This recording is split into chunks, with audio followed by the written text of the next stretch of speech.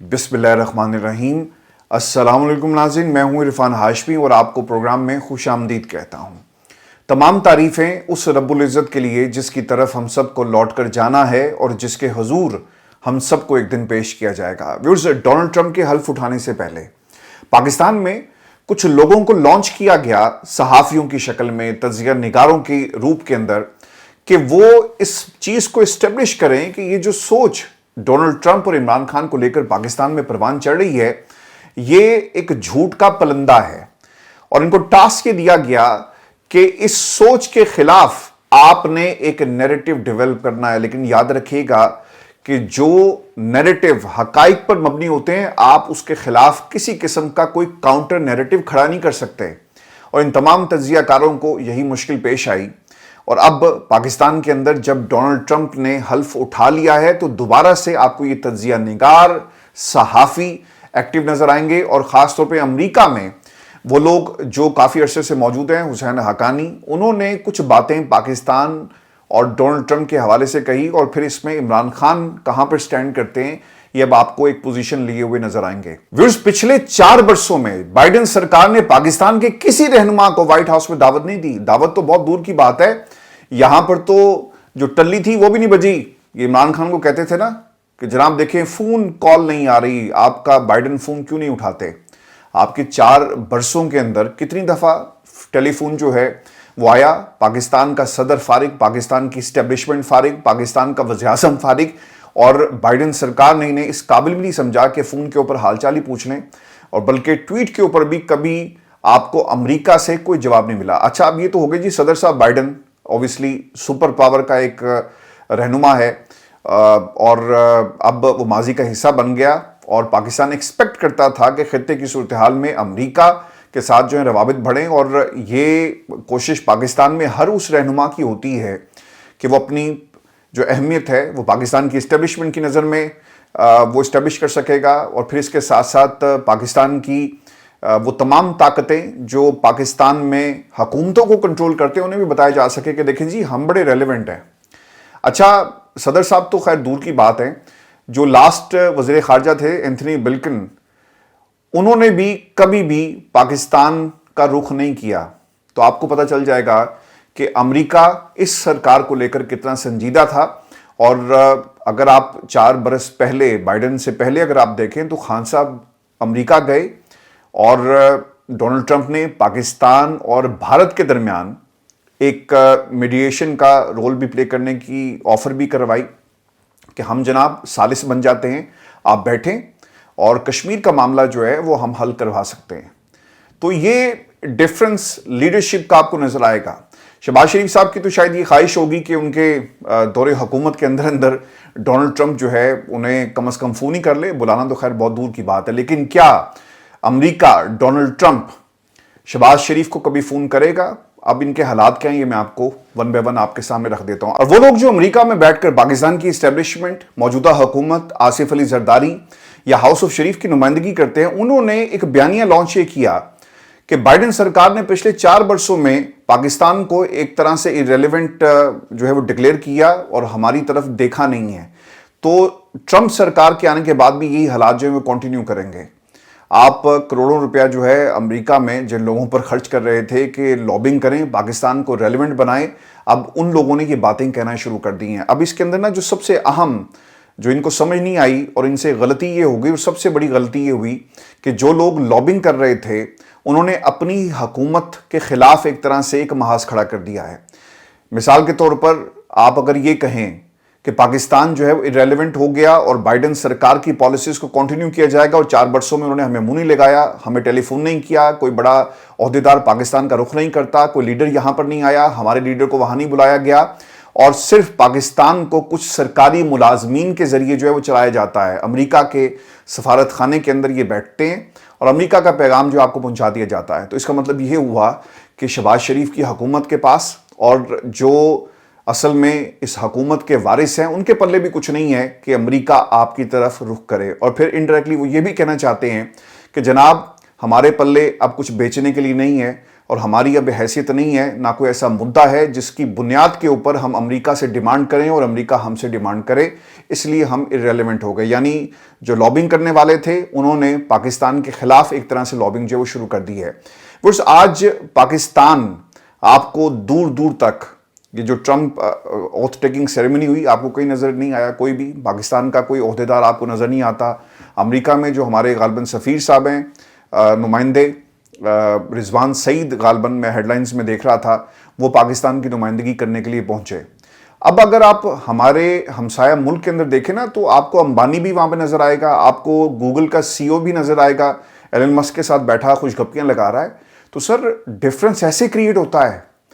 ہمارا مسئلہ یہ بنا ہوا ہے کہ ہم نے قیدی نمبر 804 کو رگڑا کیسے لگانا ہے. اب اگلا فیصلہ کون سا ایسا آئے گا کہ اگر اسلام آباد ہائی کورٹ نے عمران خان کے حق میں فیصلہ دے دیا اور عمران خان کے باہر آنے کی کوئی امید پیدا ہوتی ہے، تو ہم نے اس امید کو توڑنا ہے. پاکستان کے اندر طاقتور حلقے، پاکستان کی حکومت، پاکستان کے لیڈر اپنے اپنے اقتدار کو بچانے کے لیے لگے ہوئے ہیں. آپ کو پاکستان میں یہ جتنے بھی موروثی کردار ہیں ٹک ٹاک بناتے ہوئے نظر آئیں گے اور ایکٹنگ کرتے ہوئے نظر آئیں گے. ہاؤس آف شریف جتنے بھی جو ایکٹنگ کے ایوارڈز ہیں نا، اگر کوئی ایسے ایوارڈز ہوتے سیاست میں بہترین ایکٹر کا ایوارڈ کسے جاتا ہے تو سب سے زیادہ ایوارڈز جو ہیں وہ ہاؤس آف شریف کو جاتے. چونکہ آپ ویڈیوز اٹھا کر دیکھ لیں، مریم جو ہیں وہ ہاتھ ایسے، بچے ان کو آ کر ملتے ہیں، وہ روتی ہیں اور مائیں نہیں، ہماری ماں گئی. یار یہ کوئی سٹیج ڈرامہ ہو رہا ہے. یہ پاکستان کی عوام کو کیا آپ کون سا سیریل اور کون سا سٹیج شو دکھا رہے ہیں؟ خدا کے لیے یہ ایکٹنگ بند کریں اور پاکستان کی عوام کے لیے کچھ کریں. اپنی یہ جو سیاست ہے نا، آج اگر آپ ہندوستان ٹائمز کو اٹھا کر دیکھیں تو انہوں نے جی پوری ایک لسٹ جاری کی ہے. کتنے انڈینز وہاں پر موجود تھے؟ وہ اس لیے نہیں ہے کہ ڈونلڈ ٹرمپ جو ہے وہ انڈیا کو زیادہ پسند کرتا ہے، وہ اپنی اکانومی کی وجہ سے. بلینئرز وہاں پر گئے، انہوں نے جا کر ڈونلڈ ٹرمپ سے ڈائریکٹ جو ہے ملاقاتیں کی اور اس سیریمنی کے اندر موجود تھے. ہماری سرکار کے لیول کے اوپر بھی کوئی وہاں پر موجود نہیں تھا. ٹویٹس ہم نے پڑھی ہے جی کہ فلاں پہنچ گیا امریکہ، فلاں کو $25,000 میں کوئی انویٹیشن آ گیا اور پھر اس کے بعد پروگرامز بھی ہونا شروع ہو گئے. ہم کہاں پر سٹینڈ کرتے ہیں سر؟ ہم کہیں پہ سٹینڈ نہیں کرتے. پاکستان کو اپنے ہی لوگ جو ہیں وہ لوٹ رہے ہیں. پاکستان کے پاس بہت کچھ ہے امریکہ کو آفر کرنے کے لیے. پاکستان کو امریکہ کو ایک بڑی اپرچونٹی کے طور پر دیکھنا چاہیے. ہمارے پاس بہترین ذہن ہے، ہمارے پاس معدنیات کی دولت ہے، لیکن وہ دولت کہاں جا رہی ہے؟ وہ کچھ خاندانوں کے پاس جاتی ہے، کچھ لوگوں کے پاس جاتی ہے. وہ پاکستان کی عوام کے اوپر خرچ نہیں ہو رہی. وہ لوگ جو پچھلے 77 برسوں سے اقتدار میں بیٹھے رہے، ان کے آپ بینک بیلنسز اٹھا کر دیکھیں اور پاکستان میں عام آدمی کی زندگی کو کمپیئر کر لیں تو آپ کو پتہ چل جائے گا. ہمیں راشن کے نام پر ان کے باپ دادا کی تصویر والا ایک آٹے کا تھیلا ملتا ہے، جبکہ ہمارے نام پر اربوں روپیہ IMF سے حاصل کیا جاتا ہے. دنیا میں جگہ جگہ یہ کشکول لے کر پھرتے ہیں، لیکن ان کے بینک بیلنسز جو ہیں وہ اوپر چلے جاتے ہیں. اور پاکستان میں عام آدمی کہاں پر سٹینڈ کرتا ہے؟ یہ تمام چیزیں آپ کو اس پوری ایپیسوڈ میں نظر آئے گی کہ ہم کہیں پر سٹینڈ نہیں کرتے. اور ویورز، اپنے پہلے خطاب کے اندر ڈونلڈ ٹرمپ نے دنیا کو کیا پیغام دیا اور پاکستان کہاں پر سٹینڈ کرتا ہے؟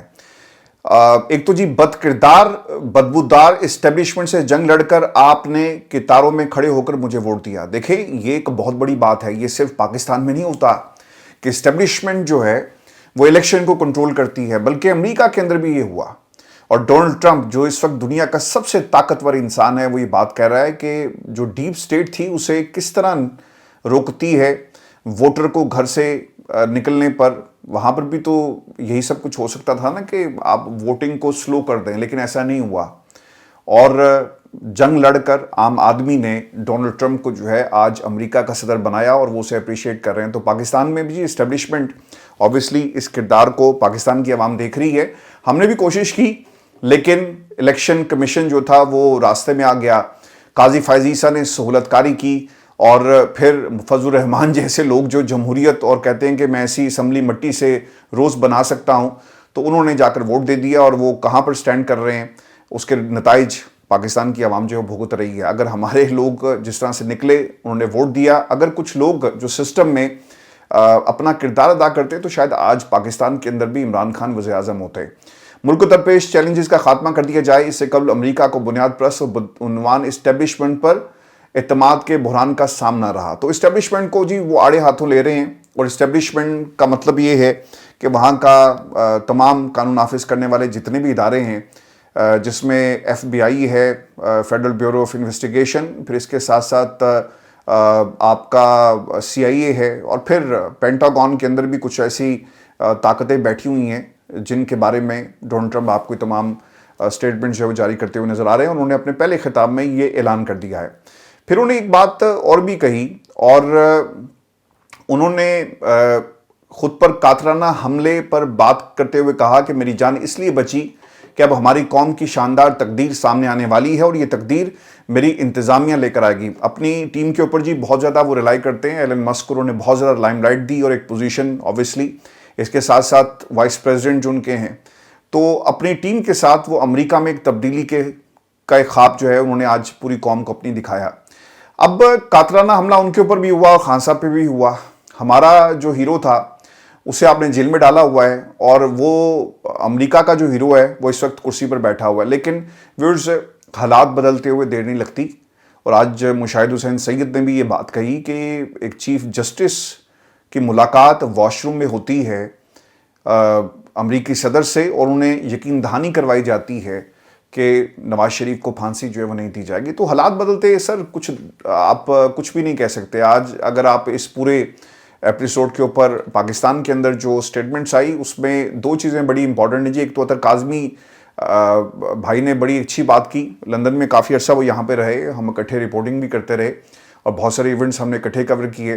تو اطہر کاظمی، اور پھر اس کے ساتھ ساتھ خواجہ آصف، حکومت کا ورژن کیا تھا، اور اطہر کاظمی جو ایک طرح سے انڈیپینڈنٹ جتنے بھی صحافی ان کی نمائندگی کرتے ہیں وہ کیا کہتے ہیں کہ تقریب میں مجھے بلاول اور محسن نقوی نظر نہیں آئے. آج میں کافی ڈھونڈا ان کو، مگر شاید وہ ٹرمپ کے پیچھے کھڑے تھے، ٹرمپ کے لمبے قد کی وجہ سے وہ نظر نہیں آئے.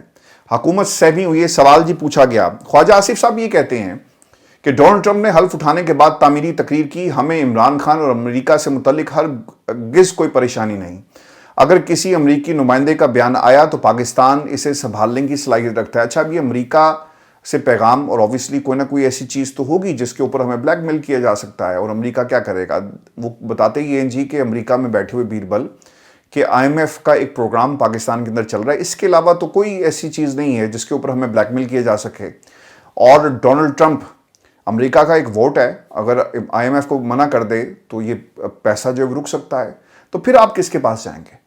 تو اس چیز کو لے کر خواجہ صاحب جو ہیں وہ آبویسلی اچھل رہے ہیں، اور کہتے ہیں کہ اگر امریکہ نے ہمیں کچھ کہا تو ہمارے پاس بھرپور صلاحیت ہے، ہم انہیں جواب دے سکتے ہیں. تو خواجہ صاحب، یہ اس وقت صلاحیت کہاں تھی جب وینٹیلیٹر والا بیان آپ نے دیا؟ یہ اس وقت پاکستان کی اسٹیبلشمنٹ سے پیار کہاں تھا جب آپ نے اسمبلی کے فلور پر کھڑے ہو کر کہا کہ یہ اپنی چھاتیوں پر بیڈل پہن کر آ جاتے ہیں، 71 ہار گئے، 65 ہار گئے، کارگل ہار گئے، اور یہ دفاعی بجٹ کو بڑھانے کی بات کرتے ہیں. تو جب انہیں جو چیز سوٹ کرتی ہے نا، یہ آپ کو اس قسم کی سٹیٹمنٹ جو ہیں وہ دیتے ہوئے نظر آتے ہیں. ہمارے تو جی پرائم منسٹر نے ٹویٹر کے اوپر ہی جا کر ایکس کے اوپر ٹویٹ کر کے ڈونلڈ ٹرمپ کو مبارکباد دی ہے. خیر، اس کا بھی جواب نہیں آیا. انہوں نے خط بھی لکھا بائیڈن سرکار کو، جواب تو نہیں آیا، لیکن وہاں سے پابندی ضرور ہمارے میزائل پروگرام کے اوپر لگا دی گئی. تو یہ پاکستان کی حکومت ہے، شہباز شریف صاحب ہیں آپ کے لیے، اور وہ امریکہ سے بالکل نہیں ڈرتے، ڈونلڈ ٹرمپ سے تو بالکل بھی نہیں ڈرتے، اور کسی بھی وقت جو ہے بھرپور صلاحیت ہے ان کے اندر کہ وہ جواب دے سکیں. یہ خواجہ آصف آپ کو ایک طرح سے بیانیہ بناتے ہوئے نظر آئیں گے. مشاہد حسین سید صاحب کا جو انٹرویو، کچھ باتیں جو انہوں نے ڈونلڈ ٹرمپ کے حوالے سے کہی، ون بائی ون میں آپ کے سامنے رکھ دیتا ہوں. شہباز شریف کی مقبولیت اتنی ہے کہ بائیڈن نے خط کا جواب تک نہیں دیا. ہمارے حکمران چھوٹے لوگ ہیں، وہ احساس کمتری کا شکار ہیں، اس لیے وہ سمجھتے ہیں کہ ہم چونکہ بونے ہیں تو ہمارا ملک بھی غیر اہم ہے. نواز شریف کو بھی امریکی مداخلت سے فوج کی حکومت میں نکالا گیا. نواز شریف نے ڈیل کی تو اس پر بھی ڈیل ہو سکتی ہے، اور اسٹیبلشمنٹ کو یہ بھی کہا جا سکتا ہے کہ صوبوں کی حکومتیں چلنے دیں اور کچھ عرصہ وفاق میں ایک ٹیکنوکریٹ سیٹ اپ لے کر آئیں. 2 سال عمران خان چپ ہو جائیں اور اس کے بعد الیکشن کرا دیے جائیں گے. اس وقت ٹرمپ کا صرف ایک ہی خواب ہے کہ 4 سال بعد میں باہر جاؤں تو میں امن کا نوبل انعام لوں. اس لیے وہ تقریر میں کہہ رہے ہیں کہ میں پوری دنیا میں امن قائم کروں گا، اور ٹرمپ کی تقریر میں سیاسی جنگوں کا بھی خاتمہ شامل ہے. اب دیکھیں جی، ٹرمپ اور امریکی اسٹیبلشمنٹ، اب یہ 2 چیزیں بڑی امپورٹنٹ ہوئی. اور عمران خان کی رہائی کے حوالے سے یہ بھی ایک تاثر پایا جاتا ہے اسلام آباد کے اندر کہ اگر امریکہ سے کسی قسم کا پیغام آتا ہے تو ہم اس کو بطور آپشن بھی دیکھ سکتے ہیں کہ ڈونلڈ ٹرمپ جو ہیں وہ عمران خان کی گارنٹی لے لیں. کہ جناب یہ بولیں گے نہیں، یہ خاموش رہیں گے، ہماری حکومت کو چلنے دیں گے. تو اس تناظر میں یہ ایک آپشن جو ہے وہ رکھا جا رہا ہے. اچھا ویورز، اگر آپ پاکستان کے اندر جو اس وقت پاور پالیٹکس ہو رہی ہے اور جو ہمارا حکومت کا ایک ڈھانچہ ہے پورے ملک کا، اس کو ذرا غور سے دیکھیں. پاکستان پیپلز پارٹی سندھ ان کے حوالے کر دیا، پنجاب جو تھا وہ پاکستان مسلم نون کے حوالے کر دیا، بلوچستان کے اندر بھی آپ کو پیپلز پارٹی نظر آئے گی، اور کے پی جو آپ کی ایک اور جو سب سے بڑی پولیٹیکل فورس ہے عمران خان، ان کے حوالے کر دیا. تو تمام جماعتوں کو کہیں نہ کہیں فیسیلیٹیٹ کر دیا ہے پاکستان کی اسٹیبلشمنٹ کی طرف سے کہ ٹھیک ہے، وہ اپنے بل بوتے پر انہوں نے الیکشن جیتا تو کے پی وہ سنبھال لیں، ٹھیک ہے، وہاں پہ کوئی عمل دخل نہیں ہوگا. اور پنجاب ہم نے ان کو سنبھال کر دیا فارم 47 کے ذریعے، تو یہ پنجاب آپ لے لیں میاں صاحب، اور پیپلز پارٹی نے سندھ ان کے حوالے کر دیا گیا. تو ان تمام پولیٹیکل فورسز کو ایک طرح سے روکنے کے لیے کچھ نہ کچھ حصہ جو ہے وہ دے دیا گیا کہ اگر آپ ان سے اقتدار چھین کر کسی ایک جماعت کے حوالے کریں گے تو پھر باقی پولیٹیکل فورسز اکٹھی ہو جائیں گی. تو اس لیے تقسیم کر دیا گیا اس پوری طاقت کو تاکہ کوئی آواز نہ اٹھائے، اور وفاق انہوں نے اپنے پاس رکھ لیا. تو تبدیلی وفاق میں ہی ہوگی، اور چونکہ وہاں پر بیٹھے ہوئے لوگ تو نوکری کر رہے ہیں. اور مشاہد حسین سعید صاحب کی یہ بات کسی حد تک سمجھ میں آتی ہے کہ ٹیکنوکریٹ حکومت آ جائے وفاق کے اندر اور پھر الیکشن جو ہے مرکز میں کروا دی جائیں، تو اس طرح سے وقت کو دھکا جو ہے وہ دیا جا سکتا ہے. تو یہ ایک ایکویشن جو ہے آپ کو بنتی ہوئی نظر آ رہی ہے. میں بھی آپ کو یہ بھی خبر دے دوں کہ عمران خان نے اڈیالہ جیل کے اندر کچھ باتیں کہی ہیں، اور یہ باتیں پاکستان کی حکومت القادری ٹرسٹ کیس کے حوالے سے اور پاکستان کی اسٹیبلشمنٹ کو ڈائریکٹ ایک پیغام عمران خان کی طرف سے دیا گیا. خان صاحب یہ کہتے ہیں کہ اردلی حکومت خوف کا شکار ہے، ان کو مسلسل ڈرونے خواب آتے ہیں. ان کا پہلا ڈرونا خواب ان کے اعصاب پر سوار عمران خان اور اس کی رہائی کا خوف ہے، اور دوسرا ڈرونا خواب جو ہے یہ فارم 47 کا کچا چٹھا نہ کھل جائے. پھر ان خوابوں سے گھبرا کر بیدار ہوتے ہی یہ 9 مئی کی گردان کرنے لگتے ہیں. اس خوف کی بدولت انہوں نے مجھے ایک ایسے بے ضمیر جج سے سزا دلوائی جس کو خود سپریم کورٹ نے 2004 میں عدالتی خدمات کے لیے نااہل قرار دیا.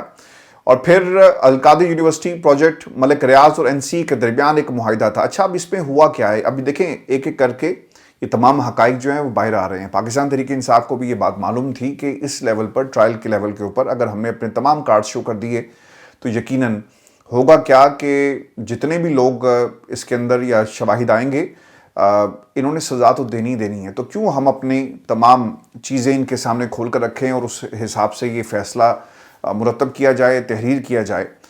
تو جو لفافہ تھا خان صاحب نے اس کے اوپر اب ایک پرنسپل سٹینڈ لے لیا، اور اپیل کے لیول کے اوپر یہ اب آپ کو چیز نظر بھی آئے گی کہ القادری ٹرسٹ جو تھا وہ اس پیسے کے جو این سی اے اور ملک ریاض کے درمیان ایک معاہدہ طے پایا، اس سے پہلے کا ہی کام کر رہا ہے، اور خان صاحب نے اس کا ذکر بھی کیا.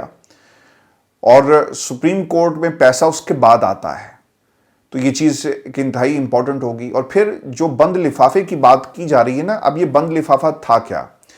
کابینہ نے صرف نان ڈسکلوجر ایگریمنٹ کی کنفیڈینشیلٹی، رازداری کی منظوری دی تاکہ اتنی بڑی رقم پاکستان آ جائے اور نام نہاد بند لفافے کو حکومت اور تحقیقاتی ادارے کھول سکتے ہیں. بھئی کھول کے دیکھ لو اس کے اندر کیا ہے، اور تمہیں پتہ لگ جائے گا کہ اس لفافے میں کیا لکھا ہوا تھا. تو یہ عمران خان نے پاکستان کے ان تمام لوگوں کو چیلنج کر دیا کہ کھول کے دیکھ لو. اور اب یہ انشاءاللہ اگلے لیول کے اوپر یہ نقطہ وکلا جو ہیں سلمان صفدر، سلمان اکرم راجہ، یہ اٹھائیں گے بھی. خالد یوسف بھی اس میں شامل ہے غالباً، کہ لفافے کو کھولا جائے اور دیکھا جائے کہ اس کے اندر ہے کیا، جس کے بارے میں بار بار کہا جاتا ہے کہ دیکھیں جی پرویز خٹک نے بھی آ کے کہا، زبیدہ جلال نے بھی آ کے کہا کہ ایک لفافہ تھا اور ہمیں کہا گیا کہ کھولنا نہیں ہے، دستخط کر دو، اور ہم سب نے دستخط کر دیے. بھئی نہیں کرتے، اتنے چھوٹے بچے تو نہیں ہو جو عمران خان کے بیانی کے خلاف ایک پارٹی کھڑی کر سکتے ہو جا کر پاکستان تحریک انصاف پیٹریوٹ. تو کیوں اس وقت بھی ضمیر جاگ جاتا، کہہ رہے تھے کہ خان صاحب ہم نے اس کے اوپر دستخط نہیں کرنے. تو یہ اس کے اندر ایک انتہائی اہم نقطہ ہے جسے اب عدالت میں ضرور اٹھایا جائے گا اپیل کے لیول کے اوپر. 2 لوگ ہیں جی، ایک زلفی بخاری جو پیش ہونا چاہتے تھے، اور پھر شہزاد اکبر بھی پیش ہونا چاہتے تھے. خان صاحب نے ان کے نام لی اور کہا کہ یہ دونوں اگر پاکستان آ کر گواہیاں دیتے تو یقیناً ان کو گرفتار کر لیا جاتا. جس طرح شہزاد اکبر کی فیملی کے ساتھ بھی آپ نے کچھ مثال دیکھے، اور زلفی بخاری کے گھر پر چھاپے اور پھر ان کی جائیدادوں کے معاملات بھی آپ دیکھتے رہے ہیں. تو ڈیفینیٹلی ان کو بھی پکڑنا تھا، تشدد کا نشانہ بنایا جاتا اور پھر وعدہ معاف گواہ بنا دیا جاتا. آج پاکستان کے اندر اعظم خان کہاں پر ہیں کسی کو کچھ معلوم نہیں ہے۔ وہ جو آپ کے کمیشن راولپنڈی تھے، پاکستان تحریک انصاف کیوں نہیں جاگتی؟ یہ میری سمجھ سے باہر ہے، کیوں لوگ جو ہیں وہ کمیشن راولپنڈی کے پیچھے نہیں پڑتے؟ جائیں نا کسی عدالت میں، تعاقب کریں کہ کمیشن راولپنڈی کہاں ہے، جس نے باقاعدہ طور پر آ کر کہا کہ جناب دیکھیں۔ اس کے بعد تو کوئی سٹیٹمنٹ نہیں آئی، صرف جن لوگوں کے بارے میں وہ کہہ رہے تھے ان کے بیانات آ گئے، اور بھی لائیو ٹی وی پر ان کو بٹھا کر آپ نے سٹیٹمنٹس ان کی دلوا دی۔ تو ویورز، یہ خان صاحب پاکستان کی اسٹیبلشمنٹ اور امریکہ کی اسٹیبلشمنٹ، آبویسلی وہاں پر ڈونلڈ ٹرمپ امریکہ کی اسٹیبلشمنٹ سے جیت کر اقتدار میں آ گیا، لیکن یہاں پر عمران خان پاکستان کی اسٹیبلشمنٹ کے ساتھ اس وقت جو ہے وہ جنگ جاری ہے، اور اس جنگ کو ختم ہونے سے پہلے خان صاحب یہ جنگ جیت چکے ہیں، اور پاکستان کے 25 کروڑ عوام کے دلوں کے یقیناً وہ وزیر اعظم جو ہیں وہ ضرور بن چکے ہیں، اور اب یہ پوزیشن ان سے کوئی جو ہے وہ چھین نہیں سکتا۔ لوگ کوشش کریں گے لیکن یہ پوزیشن ہمیشہ جو ہے ان کے پاس رہے گی۔ ویورز، میں آپ کو نا آخر میں یہ خبر بھی دے دوں کہ سپریم کورٹ کے ججز کی لڑائی جو ہے وہ بڑھ گئی ہے، اور حسان ملک یہ رپورٹر ہیں اور کافی سپریم کورٹ آف پاکستان کو ایکسٹینسیولی کور کرتے ہیں اور بہت کھل کر تنقید کرتے ہیں ججز کے اوپر۔ انہوں نے کچھ باتیں کہی ہیں جیسے یحییٰ افریدی کے حوالے سے کہ ججز کو بہت غلط فہمی تھی لیکن اب وہ دور ہو گئی۔ یہ شخص پوری سیٹنگ کر کے آیا اور اسٹیبلشمنٹ سے اس عدلیہ کو برباد کرنے کی سیٹنگ کی گئی ہے۔ اس کی مرضی سے 60 نئے ججز سسٹم میں شامل ہو رہے ہیں۔ کون جانتا ہے کہ یہ ججز اسٹیبلشمنٹ کے ہیں؟ آئینی ترمیم کا کیس لگایا جا سکتا تھا جوڈیشل کونسل کی میٹنگ سے پہلے، اس نے وہ بھی نہیں لگایا۔ اب اس میں کوئی شک نہیں رہ گیا کہ یہ سسٹم اور یحییٰ افریدی چاہتے ہیں کہ منصور علی شاہ استعفیٰ دے کر گھر چلے جائیں۔ سپریم کورٹ ججز کی اکثریت سمجھتی ہے کہ 26ویں ترمیم کو واپس کرنا ہے۔ آئینی بینچز میں بیٹھے ججز بھی یہی سمجھتے ہیں کہ عدلیہ آزادی متاثر ہوئی، ٹائمنگ میں مسئلہ ہے کہ کب کرنا ہے۔ دوسری سائڈ کہتی ہے کہ عدالتیں ججز سے بھر دی گئی تو ترمیم واپس کرنے کا کیا فائدہ ہوگا۔ جسٹس منصور علی شاہ کی یہ بڑی کامیابی ہے کہ انہوں نے 26ویں ترمیم کے کیس کو ہائی لائٹ کیا اور آئینی بینچ کو کیس 27 تاریخ کو لگانا پڑا۔ ابھی سے ایک صحافی ہیں جی بشارت رایا صاحب، وہ یہ کہتے ہیں کہ یحییٰ افریدی صاحب جب انہیں چیف جسٹس بنایا گیا تو انہوں نے کہا جی کہ مجھے تو اتنا بھی وقت نہیں ملا کہ میں کوئی سوٹ سلوا سکوں، تو وہ کہتے ہیں کہ جناب اس میں کوئی رتی برابر بھی کوئی صداقت نہیں ہے۔ 26ویں ترمیم جب لائی گئی تو جسٹس شاہ کو پیغام ملا کہ فلاں صاحب آپ سے ملنا چاہتے ہیں اور آپ جا کر انہیں مل لیں، اور وہ خواہش رکھتے ہیں کہ آپ سے ملاقات ہو، تو انہوں نے انکار کر دیا۔ جسٹس منصور کی میں بات کر رہا ہوں۔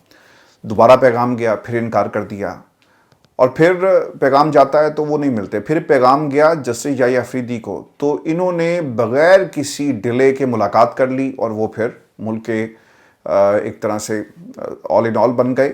اور عدلیہ کا جو اس وقت بیڑا غرق ہو رہا ہے اس میں آپ کو انہی کا ہاتھ جو ہے وہ نظر آئے گا۔ ویورز، کچھ ویڈیوز اس وقت سوشل میڈیا پر مریم کی وائرل ہیں ڈیرہ غازی خان کی یونیورسٹی کے حوالے سے، اور زرتاج گل یہ کہتی ہیں کہ جسے 5 دن پہلے بند کر دیا گیا تھا، آج دوسرے اداروں سے اداکار نما طلباء اور درجنوں کیمرامین لے جا کر وہاں ایکٹنگ کی گئی۔ اس کے علاوہ بچے عمران خان کی تصویر بلند کیے بیٹھے رہے اور عمران خان زندہ باد کے نعرے لگاتے رہے۔ ایک ویڈیو ہے جی جس میں سڑک جہاں سے مریم گزری ہے وہاں پر کچھ بچے بیٹھے ہوئے تھے تو ان کے ہاتھ میں عمران خان کی تصویر ہے اور مریم وہاں سے گزر کے گئی۔ تو پاکستان کے اندر آپ ایکٹنگ کریں، آپ سیاسی اداکار بن جائیں، آپ مروسی کردار ہوں، آپ جو مرضی کریں، جیسا مرضی آپ کے اندر ٹیلنٹ ہو، پاکستان کے اندر جب تک آپ اپنے آپ کو عام آدمی اور نوجوانوں کے ساتھ کنیکٹ نہیں کریں گے نا، یہ جو آپ نے اس وقت رنگ بازی شروع کی ہوئی ہے پاکستان میں، اس طرح سے لوگ کنیکٹ نہیں ہوں گے، بلکہ ان کو روزگار دیں۔ اور آج وہ میں ویژوز دیکھ رہا تھا، آپ یقین کریں دل جو ہے نا وہ اس وقت سے اداس ہوا ہے کہ ایسے خوبصورت چہرے بچے جنہیں بے رحم موجوں کے حوالے ہمارے حکمرانوں نے کر دیا۔ یہ کمیٹی بنا دی ہے نا جی کہ ایک اعلیٰ سطحی کمیٹی بنا دی گئی اور دیکھا جائے گا کون ذمہ دار ہے۔ سر آپ ذمہ دار ہیں۔ آپ کے ملک کے اندر اگر روزگار ہو نا تو لوگ اپنی ساری زندگی پردیس میں بیٹھ کر کبھی بھی اپنے بچوں سے دور نہ گزارتے ہیں۔ تصویروں میں بچے بڑے ہو جاتے ہیں، رشتے جو آپ کے ساتھ ہونے چاہیے ان کی خبریں ٹیلی فون پر ملتی ہیں کہ آج فلاں نہیں رہا، آج فلاں کا جنازہ ہے، اور خوشی اور غمی دونوں صرف آپ کو خبر میں ملتی ہے۔ اور یہ پاکستان کے حکمران خیر جو پردیس میں آ کر روزی روٹی کما رہے ہیں وہ تو پہنچ جاتے ہیں نا، جو لوگ پہنچ نہیں پاتے، آپ یقین کریں وہ تصویریں دیکھ کر نا دل خون کے آنسو رو رہا ہے کہ اتنے جوان موت، اور ہماری حکومت جو ہے وہ کچھ نہیں کرتی. اور ایک اعلیٰ سطحی کمیٹی بنانے سے سر کچھ نہیں ہوگا. روزگار کو پیدا کریں تاکہ یہ لوگ جو ہیں اپنے ملک میں باعزت روزی جو ہے کما سکیں. پھر یہ ہماری نشست تھی آج کی. اپنے کمنٹ ضرور بھیجیے گا، اور ہمارا جو دوسرا چینل عرفان ہاشمی ٹاکس، اسے ضرور سبسکرائب کیجیے گا، چونکہ ایک بہترین کاز کے لیے ہم نے اسے اسٹیبلش کیا. اللہ تعالیٰ اس میں ہمیں کامیاب فرمائے، اور یہ صرف آپ کے تعاون سے ممکن ہوگا. اجازت دیجیے. اللہ نگہبان.